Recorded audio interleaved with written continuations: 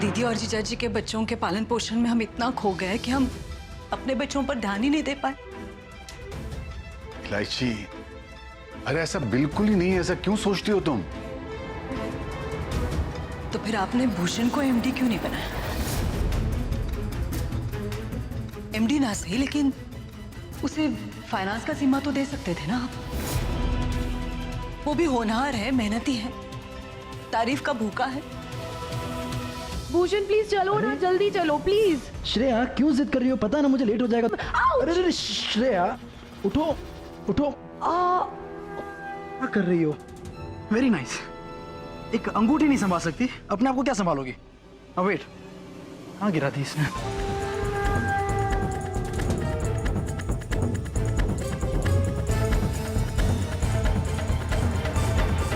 जवाब दीजिए ना, भूषण में ऐसी कौन सी कमी है जो वो फाइनेंस का इंचार्ज नहीं बन सकता? क्यों शक है आपको उसकी काबिलियत पे? मुझे भी तो पता चले। इलायची, तुम ऐसा कह रही हो? अरे बात भूषण की काबिलियत की नहीं है। देखो, बात यह है कि ऊपर सिर्फ एक ही आदमी रहना चाहिए।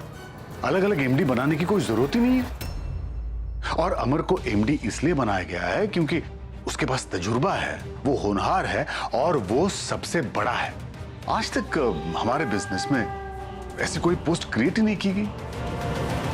देखो, मान लो अगर भूषण को हम फाइनेंस इंचार्ज करते हैं तो फाइनेंस के हर मामले के लिए अमर को भूषण से पूछना पड़ेगा और बाकी कामों के लिए भूषण को अमर से। अरे यूं करने से काम जल्दी नहीं होगा और देरी से होगा। इसलिए जो एमडी होगा वही फाइनेंस भी संभालेगा। अरे इलायची, आज तक अलग अलग पोस्ट हमारे बिजनेस में रखी नहीं गई, तो फिर अब क्यों? ये अच्छी बात है, दीदी के बच्चों में हम हुनर, काबिलियत, तजुर्बा बना सके, लेकिन अपने बच्चों पर ध्यान ही नहीं दे पाए। और ये हमारा अपना बिजनेस है घर का। अगर ऐसी पोस्ट नहीं है तो ऐसी पोस्ट बनाई जा सकती है ना।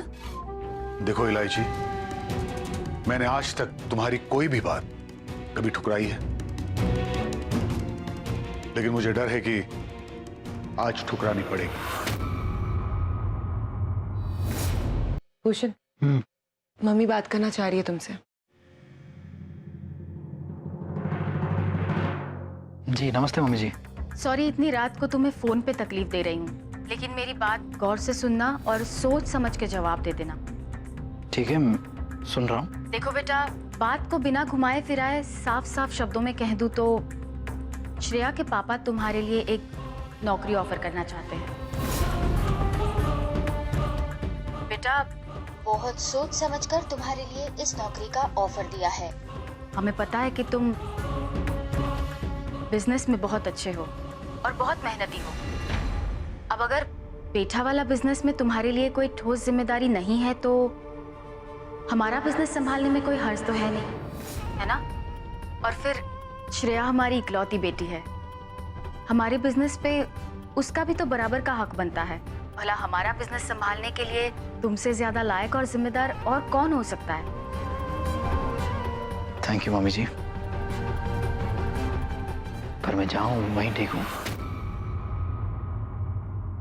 देखो बेटा, जल्दबाजी में कोई फैसला मत करना।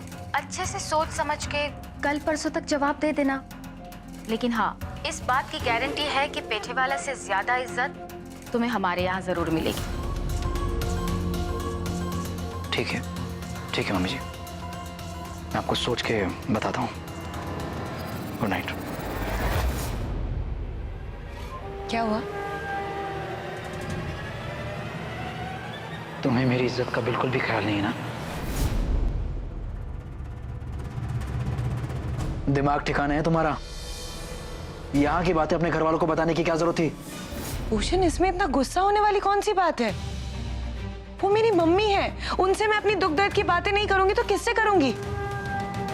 और यहाँ तो किसी के पास टाइम ही नहीं है मेरे दुख दर्द की कहानी सुनने के लिए। श्रेया, वो तुम्हारी प्रॉब्लम है। एक बात कान खोल के सुन लो, मेरे फैमिली की बातें इस घर से बाहर नहीं जाएगी, समझे? वाह, मेरी फैमिली आज बाहर की फैमिली हो गई। भूषण, तुम ही कहते थे ना अपने और पराई ये दोनों शब्द कभी यूज मत करना। श्रेया, मैं ये वही करती थी और आज तुमने मेरी मम्मी को पराई बना दिया। मैंने तुम्हारी फैमिली को पराया नहीं कहा है। याद है भूषण, तुम मुझसे क्या बोलते थे? अपने आप को परिवार के लिए समर्पित कर दो। परिवार ही असली दोस्त होता है, अपनी पहचान होती है। क्या किया तुम्हारे परिवार ने तुम्हारे लिए? तुमने अपनी पहचान बना ली?